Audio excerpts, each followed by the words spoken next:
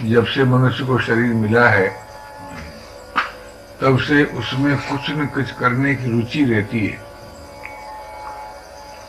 कि नहीं रहती? तो करने की रुचि की राग निवृत्ति के लिए कुछ करना होता है, एक बात। दूसरी बात यह है कि सत शब्द का अर्थ है जिसका कभी नाश न हो। जिसका कभी नाश नहीं होता उसकी कभी उत्पत्ति भी तो नहीं होती, क्या राय? और उसमें परिवर्तन भी नहीं होता। तो अब हमें ये देखना चाहिए कि जीवन का सत्य क्या है। तो साफ मालूम होता है कि मिला हुआ शरीर, मिली हुई वस्तु, मिली हुई योग्यता, मिली हुई सामर्थ्य, ये सदैव नहीं रहती। तो जो चीज सदैव नहीं रहती उसको अपने लिए पसंद नहीं करना चाहिए, किंतु उसका सदुपयोग करना चाहिए। असत वस्तु का सदुपयोग करना चाहिए।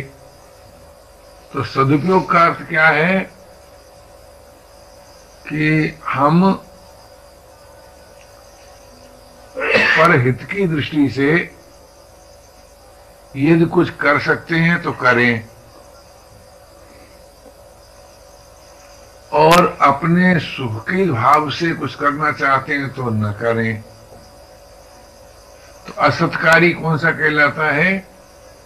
जिसके मूल में अपने सुख का भोग रहता है। सत्कारी कौन सा कहलाता है? जिसके मूल में पर का हित रहता है। पर हित के भाव से की हुई प्रवृत्ति सत्कारी कहलाती है। अपने सुख भोग की रुचि से की हुई प्रवृत्ति असत्कारी कहलाता है।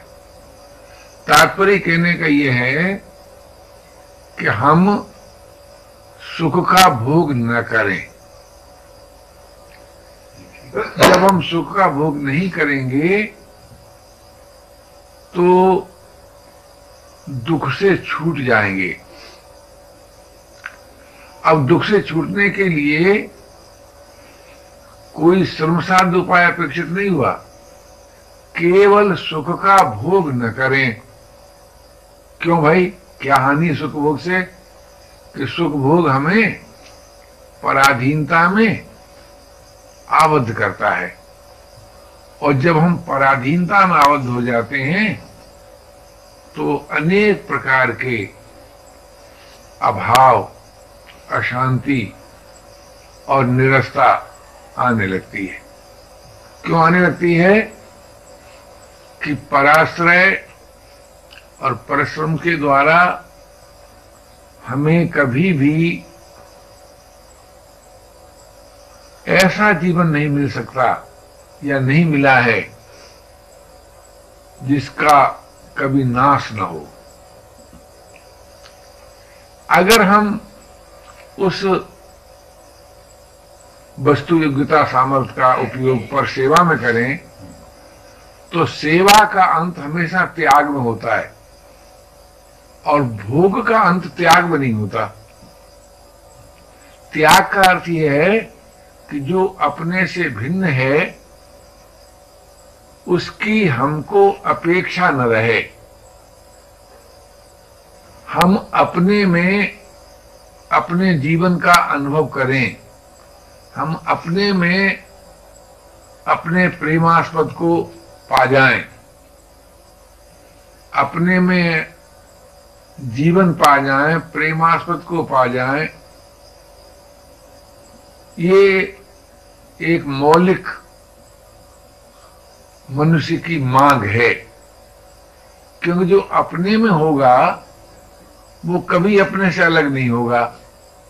अर्थात ऐसा योग जो वियोग से रहित है, अगर हमको प्राप्त हो जाए तो हम बड़ी सुगमता पूर्वक अमर जीवन से, स्वाधीन जीवन से, रसरूप जीवन से अभिन्न हो सकते हैं। अब जिसका वियोग ना हो उसको संयोग कहते हैं क्या? क्या राय? बोलो। है? तो संयोग वियोग से रहित नित्य योग हमारी मांग है। ये मांग संयोग की रुचि को नाश करती है, और संयोग है ही, ये मैं सोचिएगा, संयोग को नाश करती है, संयोग की रुचि को नाश करती है। तो संयोग का उपयोग है सेवा में, उसका फल है त्याग, उसका फल है प्रेम। तो सेवा, त्याग, प्रेम, ये जीवन का सत्य है। अब सेवा का वास्तविक स्वरूप क्या है, इस पर अगर हम विचार करें तो हम सर्वांश में बुराई रहित हो जाए, अर्थात बुराई न करें। तब क्या होगा कि तब हम भले हो जाएंगे और फिर स्वभाव से भलाई होने लगेगी। जब स्वभाव से भलाई होने लगती है तो सृष्टि की ओर से सम्मान मिलने लगता है, आदर मिलने लगता है, हमारी सुविधाएं दूसरे लोग सोचने लगते हैं। हमारी सुविधा का अर्थ यहां कि इतना लेना चाहिए कि हमारी भूख समाज की भूख हो जाती है, हमारी प्यास समाज की प्यास हो जाती है, हमारी शारीरिक आवश्यकता हमारी न रहकर समाज उसे अपनी आवश्यकता अनुभव कर लेता है, और हम किसी ऐसी आवश्यकता से जो पराश्रय से पूरी हो, परिश्रम से पूरी हो, मुक्त हो जाते हैं, और हम फिर सदा के लिए हरि आश्रय और विश्राम से अभिन्न होते हैं। यानी हरि आश्रय से हम अभिन्न होते हैं, विश्राम से हम अभिन्न होते हैं, और जब हरि आश्रय और विश्राम प्राप्त हो जाता है तो फिर उसका कभी वियोग नहीं होता।